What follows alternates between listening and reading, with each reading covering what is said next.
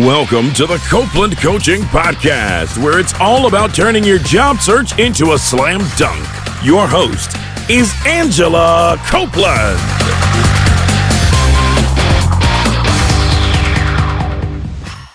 Welcome to the Copeland Coaching Podcast. I'm your host, Angela Copeland.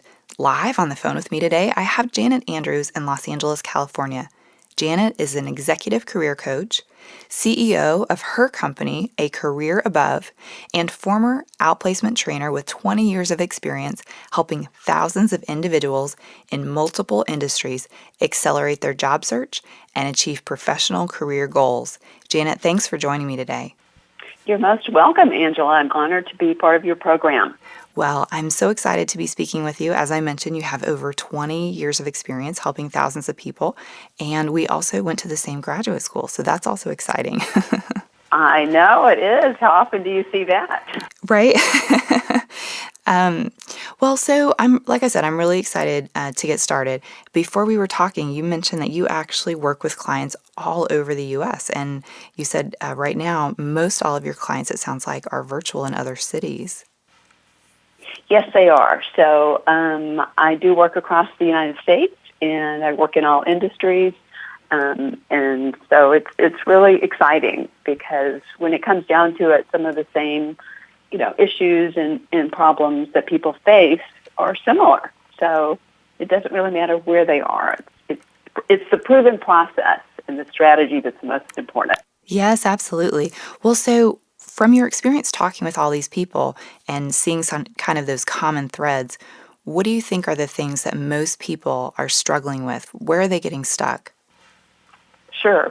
Well, I actually see kind of three different areas where people are getting stuck. And first of all, I think it starts with not laying a solid foundation for their job search. And that would be, in terms of creating a clear vision of what they're looking for, setting the intention, knowing what the job looks like, the company and the culture, and to kind of outline that initially. And then on another level, what I see is missing is that job seekers are not really knowing how to create or really execute on a self-marketing plan and a strategy to get those results that they want. I could totally see that because you may often work with people who don't have a background in marketing, so it sounds like it might be something that may make them uncomfortable. Exactly. And the third thing that I see where people get stuck is they're not able to get in front of hiring managers or people within the companies they want to work in, and thus not able to build those inroads in their target companies. So those are the three areas that I see the biggest and the most common in terms of job search challenge and struggle. That's really interesting. Well, I talk with a lot of people who are looking for jobs, and often they explain to me that they're spending most of their time applying for jobs online. And, often it's because the company has instructed them, apply online, and if you're qualified, we'll call you. From your experience, do you find this to be an effective method of sort of looking for a job and applying? Well, actually, I call that the passive job search, when you're just applying online. And here's what's happening with that, and here's the issue. Hundreds of people are applying for the same position. And after a while, it just becomes a black hole where the application that you send in is never seen or heard from again, right? It's easy to do, though, because the job application online is the low-hanging fruit. It's very seductive just to send off your resume in every direction. But here's what's true. Companies want to hire people that they know or who have been referred to them. And it's interesting that 40% of new hires actually come from employee referrals. Wow. And so the key really is knowing someone on the inside that can get you hired or referred in. Because overall, as you know, 80% of jobs are found through networking or word-of-mouth referrals. Yes, absolutely. I always find it to be interesting that we're spending 80% of our time applying online, but yet, 80% of those jobs are found in an offline capacity. Exactly. So I think it's actually less than 5% where jobs are found online. And it does happen on occasion, but that's not where you want to be spending all of your time. Absolutely, absolutely. Well, so another thing too, I noticed when we connected initially on LinkedIn is that you have over 5,000 connections on LinkedIn, which is amazing, and you have 75 recommendations, personal recommendations that people have actually written out for you to talk about, their great experience working with you. Can you talk a little bit about the benefits of using LinkedIn? I'm sure that you didn't just accidentally get 5,000 connections. You must be focused on it. Yes, yes. And LinkedIn is such an incredible tool and platform. So it is, as you know, the premier job search tool because it offers so many incredible opportunities for someone looking for a new position. It helps you showcase your subject matter expertise, your experience, your qualifications. It helps you connect with people in your target companies. And it also provides you the ability to do due diligence on those people that you're networking with or interviewing with. And this is something that, over 10 or 15 years ago, this was not around. We didn't have those capabilities. So it's just very cool. So a couple of other things that I found in this day and age is that when you have a networking meeting or an interview, I would say over 90% of the people will take a look at your LinkedIn profile first. Yes, They'll they do will. their due diligence on you. So a great way to make a good first impression and impress is to have that great LinkedIn profile. Yes, absolutely. I totally agree. And oftentimes I will be asked the question of, do you think LinkedIn is really important? Do I really need to have a LinkedIn account? And what I'm taking away from this conversation with you is that absolutely I should have a LinkedIn account. Yes, and that's interesting because I met someone recently just by chance at a coffee shop, and so they were actually visiting. Their family lived in Hawaii, but he was a pretty well-established sales rep, and so he said, "I'm looking for a new job, and I don't know where to begin." And he goes, "I'm not on LinkedIn because I know how to sell myself." Ooh. And so I said, "Well, you can sell yourself, till the cows come home, but no one's going to be around to hear it or see it or know about you unless you're on LinkedIn." So it just takes the job search a step further. And if you're not on LinkedIn, it's a red flag.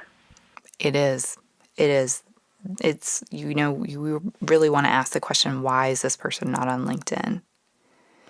And in your case, like I said, you have 75 recommendations, which is pretty incredible. From your perspective, how do those recommendations help us when we're looking for a job? Sometimes the recommendations talk about some of the steps, and they are helpful in seeing how a career coach can guide you through the process. So, it's just like anything else, when you're starting to do something brand new, because when someone's doing their job, they're not really aware of all the skills that they're using. They're not able to talk about the success stories because they're just not thinking in that way. So I think being able to prioritize what you're doing and have the strategy and steps, through the facilitation of a career coach can save both time and money, because time is money, right? So if you cut down a job search from 3 months, by 3 months or 6 months or 9 months or even a year. I have a lot of people, executives calling me that have been on the job search for a year. And so we start working together and they find their ideal job within 3 to 6 months. Sure. So cutting it in half is really, that's what we want to do, right? Who wants to stay in a job search forever? Right, sure. And it sounds like, too, on the recommendation side, one thing as a job seeker, to have a number of recommendations from people that you previously worked with or clients that you worked with, if it's allowing someone else to kind of speak on your behalf about the things that you're really good at. And absolutely, you're getting them to kind of sell you rather than you having to always put everything out there. Right. And I think those recommendations are the new letters of reference. Mm-hmm. So they're extremely helpful for recruiters to read about you. They're helpful in terms of hiring managers. And sometimes I've heard that recruiters will not only check the references that you give, but they'll talk to some of the people that have given you recommendations. They'll go outside that list that you've provided. Mm-hmm. So that's why you want to have really stellar recommendations from really great people that you've actually worked with. Right, absolutely. I totally agree. I also find in a small community that sometimes the hiring manager or the recruiter will look on LinkedIn to see if there are any common connections with the job seeker. And even if that person has never left you a recommendation, they may call one of those common connections and ask for sort of the inside scoop on your background. Yes, that can certainly happen. Mm-hmm. It's an interesting situation when it does happen. But so speaking of LinkedIn, from your perspective, what mistakes are we as job seekers making on LinkedIn? Well, there's a couple of areas that I see people are making mistakes on LinkedIn. And one of them is underlying or undervaluing the use of keywords. So LinkedIn is SEO optimized, and so you've got to have all the keywords for your industry and your job. And it's also important to have them in the right places. Mm-hmm. So I think it's helpful if you think about putting yourself in the shoes of a hiring manager or recruiter, because they're going to find people like you, like the job seeker, by doing an advanced search using keywords. So that's why it's so important to have a great profile and to fill your profile with those keywords endemic to your position and your industry. Mm-hmm. And another thing that I see is having a low level of first-level connections or a low number of first-level connections. Mm-hmm. So the searches that you do in terms of finding people that you might want to connect with and are in your target companies are based on, the number and quality of your first-level connections. And I hear a lot of people, I don't hear it so much anymore, but a couple of years ago, people would say, oh, I don't want to connect with anyone I don't know on LinkedIn. Mm-hmm. And so I just laugh and I say, you don't get it. Sometimes the people that you don't know yet, those second and third connections that are, right now, they're going to be the ones that may end up helping you the most or introducing you to someone else. So you've got to take the courage and branch out of your small network that you have now into other people and other, companies and industries that you don't yet know. I totally agree. So the idea is both that you may receive something from those new first level connections, but also the more first level connections you have, the more second and third degree connections that you have. Exactly. It just takes you deeper down the rabbit hole and deeper into the network that you're wanting to pursue. Mm-hmm. Another area really is underutilizing groups and postings. So, and actually posting relevant articles in your groups that would be of interest to your industry and your community that you're targeting. It really does help with the visibility, and I think visibility is another part of LinkedIn. So you can do search all day long, but if you'll come up faster in searches the more active you are on LinkedIn, the more connections you have, and the more active you are on LinkedIn. Plus, you'll get the attention of more recruiters and hiring managers. So, joining those groups and doing something with them, being active, commenting on other people's postings, and also posting relevant articles. Agreed. So the other thing that you just kind of touched on is that when you're on LinkedIn, it is possible for recruiters or headhunters who you may have no connections with otherwise to find you and reach out to you when they find a job that you may be a good fit for. So I think that's another real benefit to using LinkedIn. Yes, Absolutely. So, and connecting with super connectors. So most recruiters are super connectors, and that allows you to be that much closer to people, to the industries that they're working in, too. Yeah, so absolutely. It's always nice to be found, isn't it, by a recruiter? It's amazing. And, I've had people tell me recently that they were contacted by a recruiter for the first time on LinkedIn. And they said, wow, I heard that this happened, but I never experienced it before. It's kind of awesome. Yes. And that's one of the points of being on LinkedIn. It's not only to do your own search, but it's great to be found and discovered. So speaking of search, I'd like to just back up a second because the first point that you made was very good, and I want to be sure that all of our listeners are on the same page with us. And you mentioned using important keywords for the purpose of SEO. And for those who may not be in the digital space, SEO is search engine optimization. And it's kind of the art of using keywords and other content to ensure that when someone searches in a search box or when they search on Google, that your information comes up first.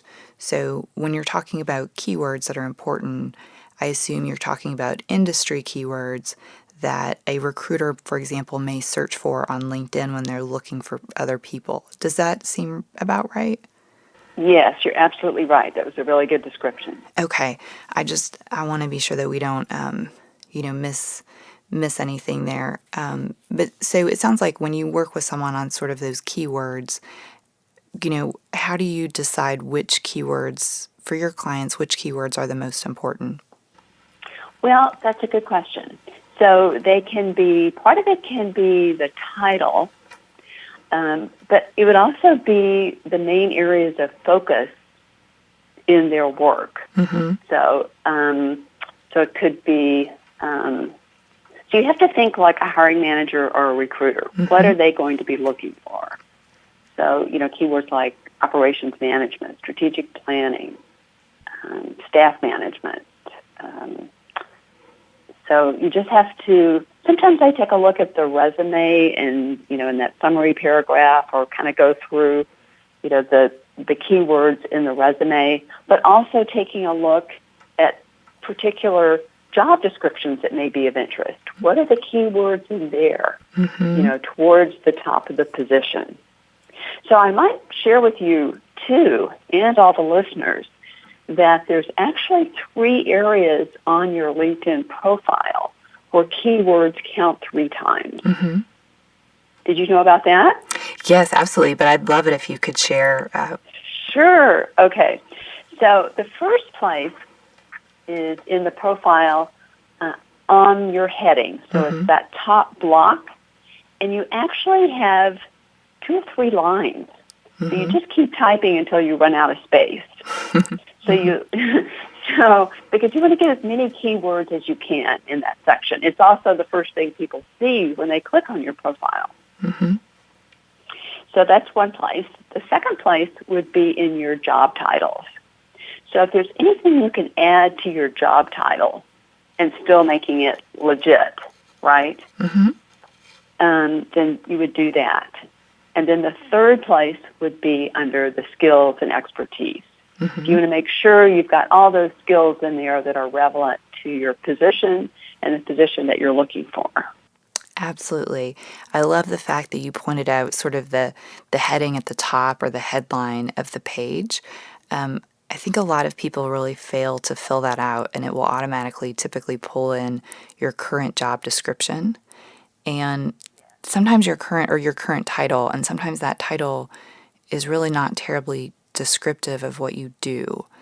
And it may not be reflective of what you want to do in the future either. So I think using those keywords, like you mentioned, can often be more effective than just having your job title. Right. And the default is not only the job title, but it's the job title plus the company that you're in. So that, to me, looks like they're really committed to staying in that company if they have that in their heading. Whereas if you've got a lot of good keywords and maybe the job title you're seeking, that to me says, hey, maybe I'm looking at other opportunities. Maybe I'm considering something else without the the employing company knowing that. I totally agree with you 100%. Well, so we're talking a lot about LinkedIn, and that kind of leads us into the idea of networking and knowing other people. We talked about it a little bit at the beginning when we talked about applying online. But from your perspective, how important is networking in the grand scheme of looking for a job? Networking is everything. Networking is the key to life. Isn't it? So just as, we were talking about applying online, I call that the passive job search. The active job search is more about taking control of your job search, developing your target list of companies and going out and trying to develop inroads with those people in those companies. So I think the keys for networking are to prepare and practice and be strategic about it. Well, so I often talk to people who are really shy or maybe they're not incredibly shy, but they are not used to going out and sort of meeting new people. I've even had someone tell me networking feels kind of inauthentic to them. It doesn't feel good. What advice would you have for someone who may be listening who, if we're shy, what advice would you have for us? Yes. So I do hear that a lot. And you'd be surprised at the number of executives, and especially, of course, people in technology and science and just a lot of different industries, have this issue to overcome.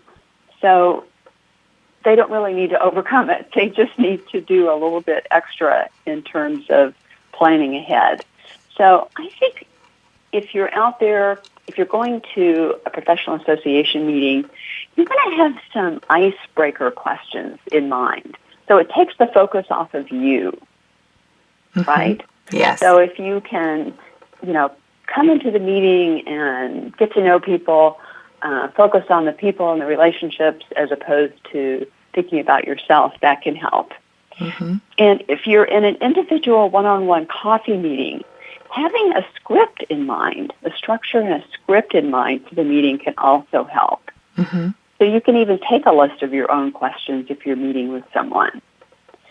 And a couple of other ways if you're going for the one-on-one networking meetings, which of course is where all the magic takes place.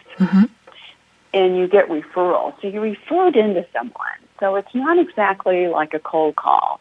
So you've got someone else, that's on your side, that's referring you in. So it just makes it for a warmer call. A couple of other things is to memorize your elevator pitch. So you have that ready to go and you feel confident about it because it's a great overview and an introduction. You want to have them at hello. So having a great elevator pitch and the script, in mind and the structure, icebreaker questions, and focusing on building the relationship first as opposed to, I need to find a job. What's a job? Who do you know? What's this? What companies are hiring? Do you know of any jobs? So you never want to ask anyone if they know of any jobs open. Obviously, they're going to tell you if they know you're in a job search, right? That's such a good point. That was actually going to be my next question was, should we be asking that question about, can I get a job with you? Do you know of any jobs? When we're just having that kind of casual coffee meeting with someone and it's the first time we've met them. It sounds like you strongly discourage against doing that. Yes. Now, in the structure of the meeting, you're building rapport first. You're getting to know them, their background. And so I kind of see it as the meeting as a sales funnel in terms of getting to know them and asking general questions. And towards the end, you may be asking more questions about their company, who else maybe they should be connecting with, what else they should know, blah, blah, blah. So, yes. So you're not just there. You're not using them. You want to have relationships for a lifetime in your career because this is not the only job search you're ever going to be on. I totally agree. I love the fact that you just called it a sales funnel. That's so accurate. And oftentimes, I will talk with people who they'll say, but I feel bad I'm asking them to have a coffee with me because, I'm looking for a job. I need something and I have nothing to offer to this other person.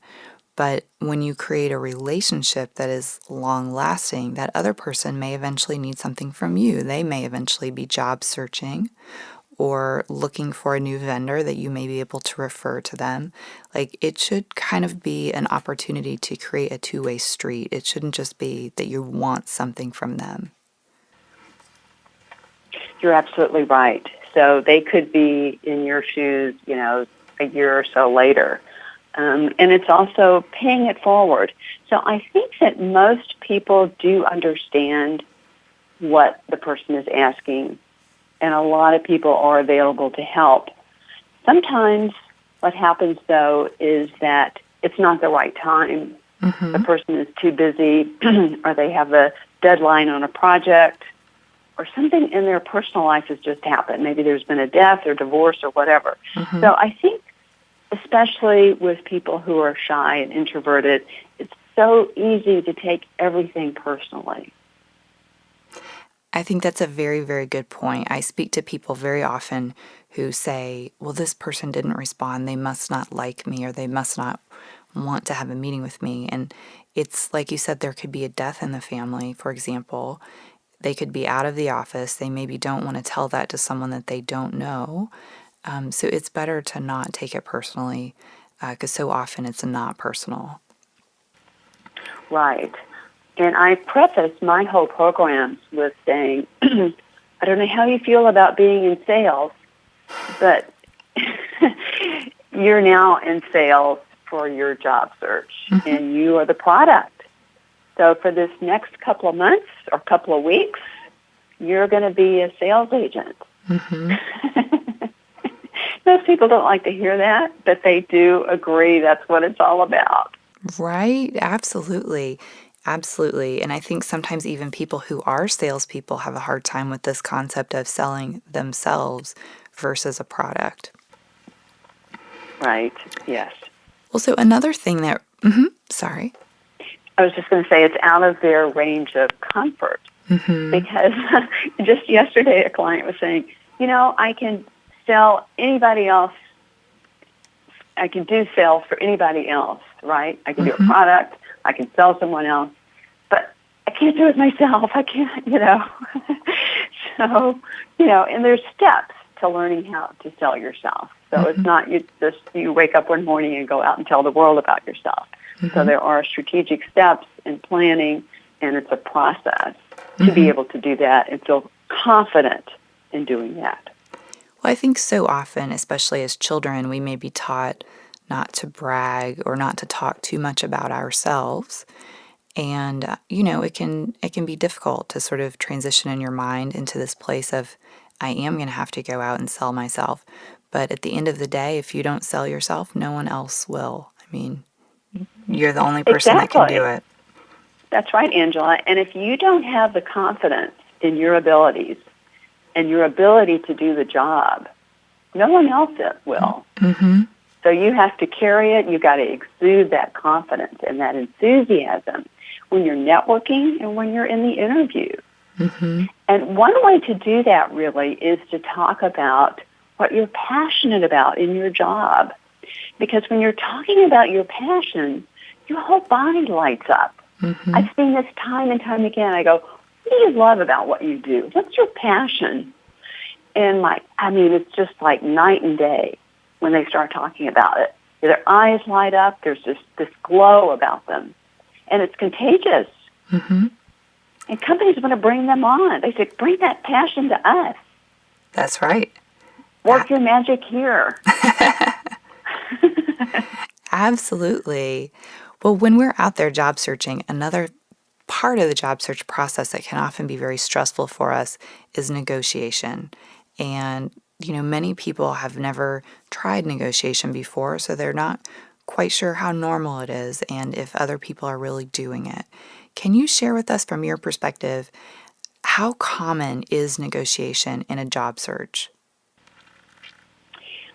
Yes. Well, first of all, what you mentioned, Angela, and people being afraid of it and unfamiliar with it is so true. Mm-hmm. And I think for the most part, companies expect you to negotiate.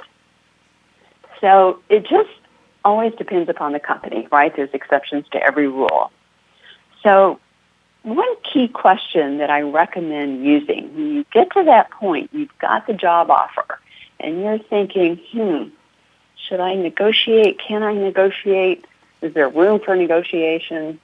So here's a question that I tell people to ask when they're going back to the company to get some clarifying answers on the offer. So ask the hiring manager, it's a great offer. I'm really excited about the opportunity.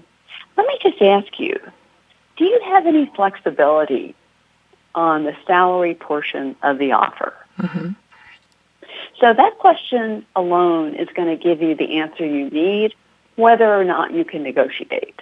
Mm-hmm. So if they say, no, I'm really sorry, we can't, we start everyone at this level and blah, blah, blah. And the next hiring manager may say, well, what did you have in mind? Let me talk to my manager and we can see. So then you go forward with trying to negotiate. I totally agree. I love asking that question first, and it's not offensive. It's kind of, you're able to ask it in sort of a casual kind of a way, and like you said, they expect it. So from your experience though, do employers ever get upset when a candidate tries to negotiate? How common is that? I don't think employers get upset if you ask this question first. Because it's kind of like you're asking for approval if we can broach this subject. And so you want to picture yourself on the same side of the table when you're negotiating, right? So we want this to be a win-win situation for both of us. I just, I'm so excited about the opportunity. I can't wait to start. But when you do talk about numbers, you want to equate your value with the numbers and the dollars. So you don't want to just say, for me to live the lifestyle I want, I'm going to need at least another $10,000, $20,000. So that is not going to be very attractive and go very far. You always want to talk about the value, the contribution, the experience that you bring to the company in their areas of interest, addressing their needs. There's a reason why they want you on board. Absolutely. And you certainly don't want to negotiate before they want you and you want to be there.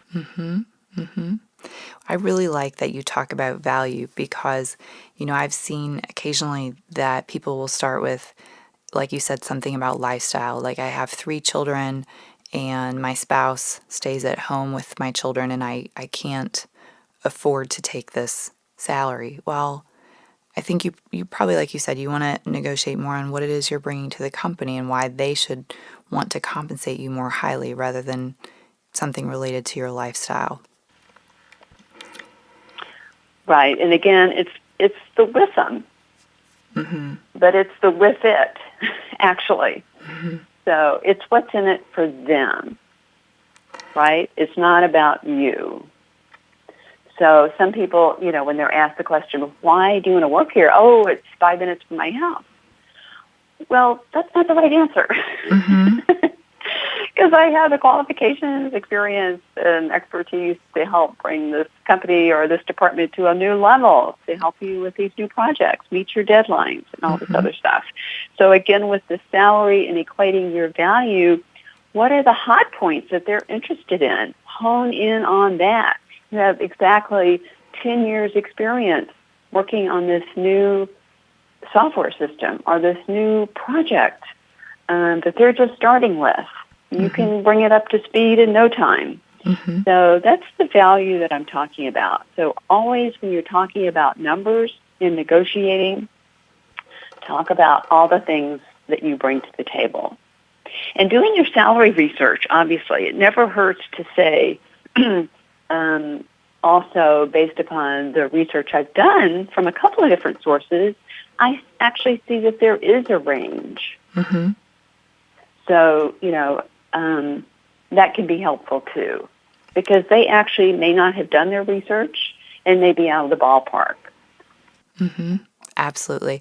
So you mentioned, asking if there's flexibility in the salary. If it turns out there's truly no flexibility in the salary, are there other areas in the offer, other parts of the offer we might want to consider negotiating if the salary is close enough? Is there other value we may be able to get out of that negotiation? Yes, and I'm glad that's a really good question and a really good point to bring up.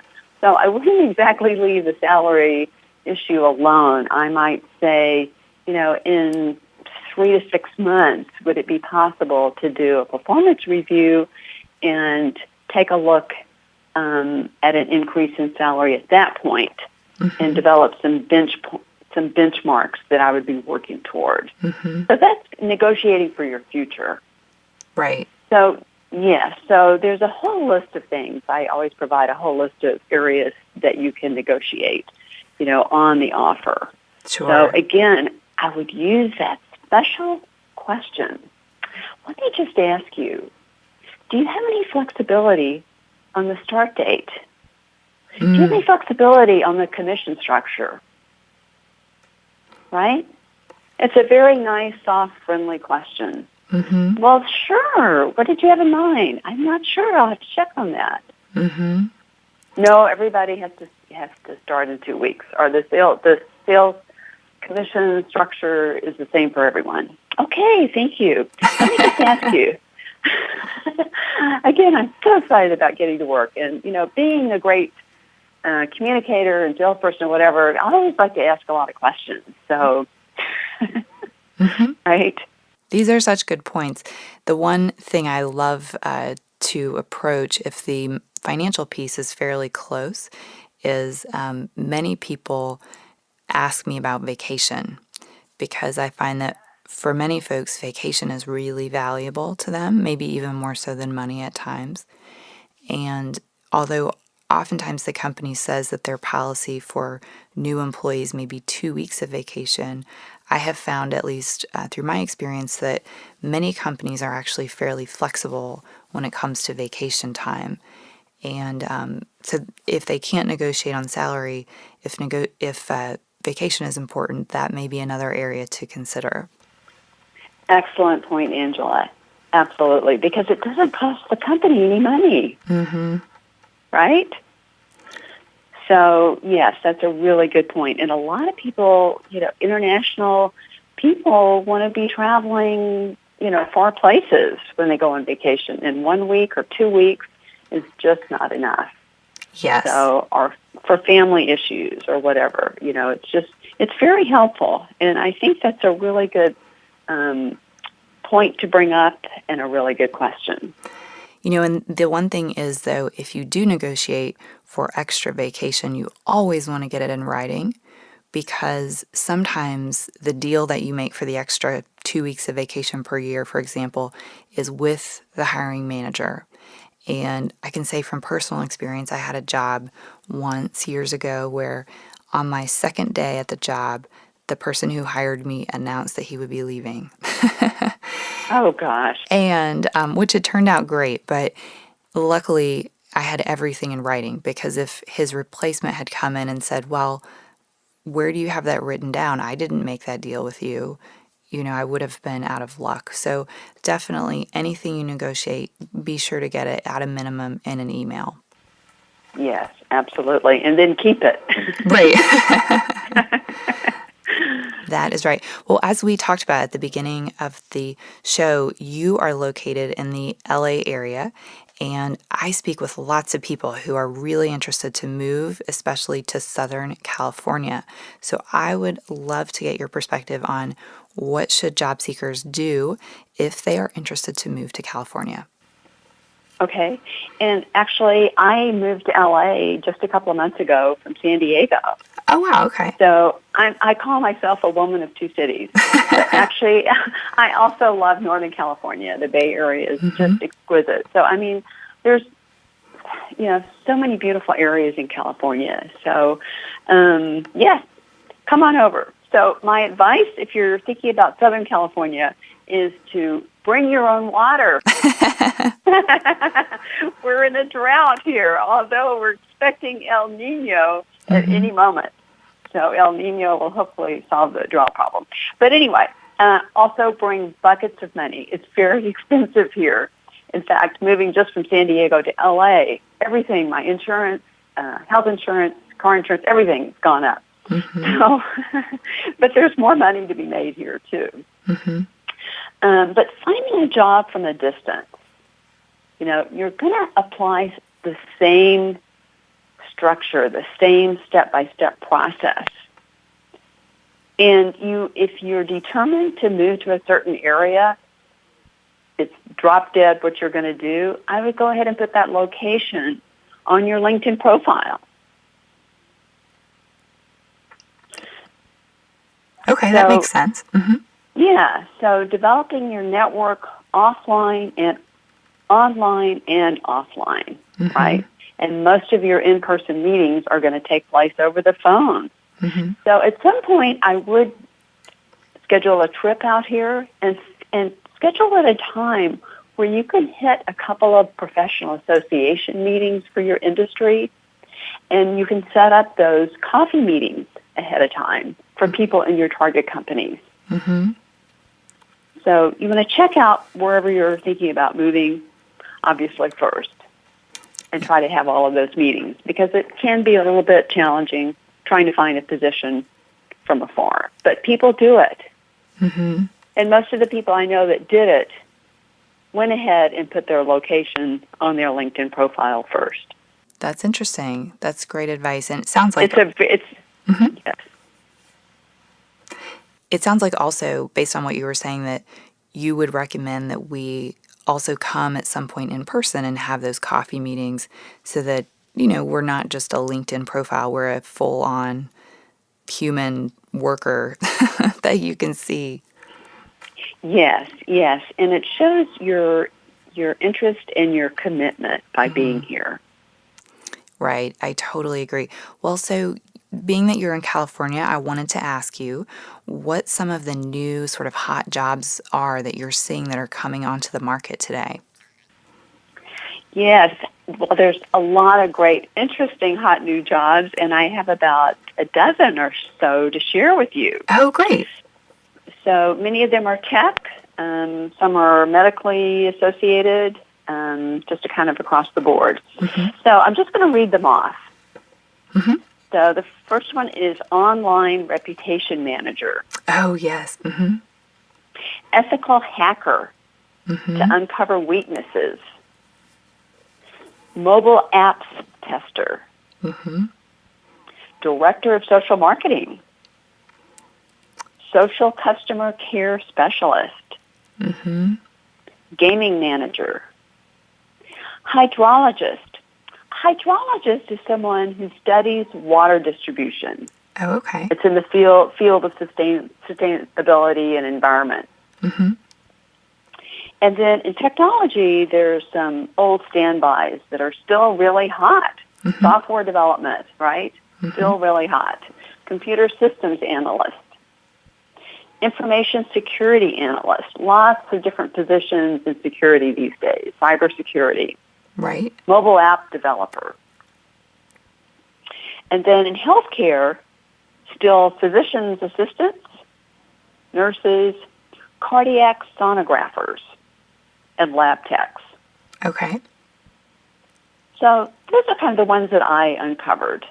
Well, I love that list, especially the ones on the technology side, because those are just really interesting, and it's really a reflection of the times, that you need to really manage your reputation online and have people out, say, on Twitter, for example, to deal with customer service issues and, to protect your website in terms of security and your data. So it's really interesting to hear you talk about all those new sort of areas that are really developing. Yes, that really didn't exist 5 or 10 years ago. Director of social marketing. Who knew what that would have been? Yeah, exactly. Are you seeing with your clients more people taking work from home jobs, or is that still kind of an unusual situation? Do you mean telework?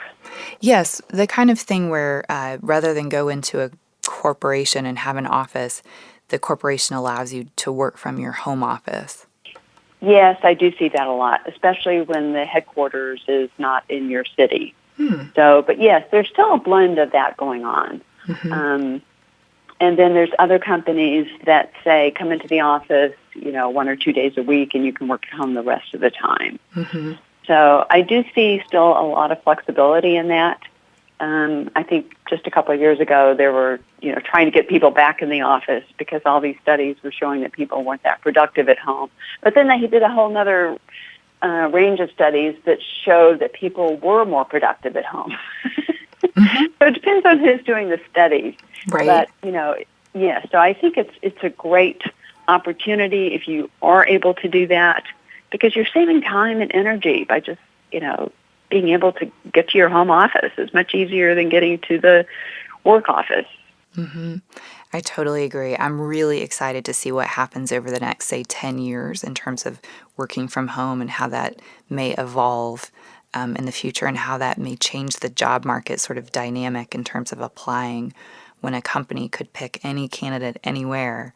I think it'll be really cool to see what happens. Yes. Do you see that happening more and more? I do see it happening more and more, but what's interesting is what I see the most is people asking about a job, finding a job that's a work from home job. And sometimes, at least from what I have seen, when you go out and look on sites like Indeed, for example, and you search for jobs that are work from home, sometimes the jobs at this point that show up are not always the most legitimate types of jobs. And sometimes, like, there are companies, I think Bank of America may be one, that has quite a few work from home jobs, but they may or may not include that on the job posting. And so sometimes it's not until you're actually in discussions with the company that information kind of comes out.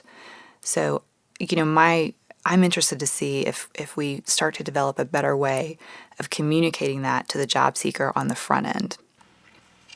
Yes. It seems like that would be must need to know information. I agree. I think at this point there are some organizations that are open to work from home, but where it's not required. And so that may be part of where the confusion kind of comes in. Right. When there's options, they don't want to put it out there. Right. Well, we've covered so many things. This has been great. Are there any last pieces of advice or piece of advice that you'd like to leave us with today? Yes. I think success in a job search, launching a successful job search campaign, does require strategy, planning, diligence, patience, and as we talked about before, not taking rejection personally. I'm always repeating, everything that you do in a job search is a numbers game. So, just as we were talking about networking and that being an active form of, job searching and looking for new positions, something I didn't point out was that I read recently, 1 in 12 informational interviews, which are meetings with people in your target companies, 1 in 12 results in a job offer. Isn't that cool? It's amazing. Yes. So that's why you want to get out there and have lots and lots of meetings, get lots of warm referrals, talking to people, being active out there. So, and then hiring a career coach. I was at a conference a couple of weeks ago in San Diego talking to someone I'd never met before, and they said, what's the one best tip that you can give me about my job search? And I said, hire a career coach. So there's just a tremendous, not, tooting my own horn here, there's millions of career coaches everywhere. But it just offers you a tremendous return on your investment, helps you land sooner, increases your confidence, helps you build that solid foundation, increases your income, negotiate a higher salary, and land that perfect job sooner, working in your passion. Well, I couldn't agree with you more. Janet, if our listeners would like to learn more about you, where should they go? I am all over LinkedIn. So I would suggest looking me up, Janet Andrews, Executive Career Coach on LinkedIn, and please connect with me. Good. I need more connections. Right? You can never have too many. That's right. Well, Janet, thank you so much for joining me today. This has been great. It's been my pleasure, honor, and I really appreciate your contacting me, Angela. Oh, thank you. Well, thanks everyone for listening. Tune in next week for another edition of the Copeland Coaching Podcast. If you haven't already, please be sure to subscribe on iTunes or Stitcher so you never miss an episode. And if you've enjoyed the episode today, please go out to iTunes or Stitcher and leave a review. Thank you for listening to the Copeland Coaching Podcast today with your host, Angela Copeland. Tune in next time to get more great tips on turning your job search into a slam dunk.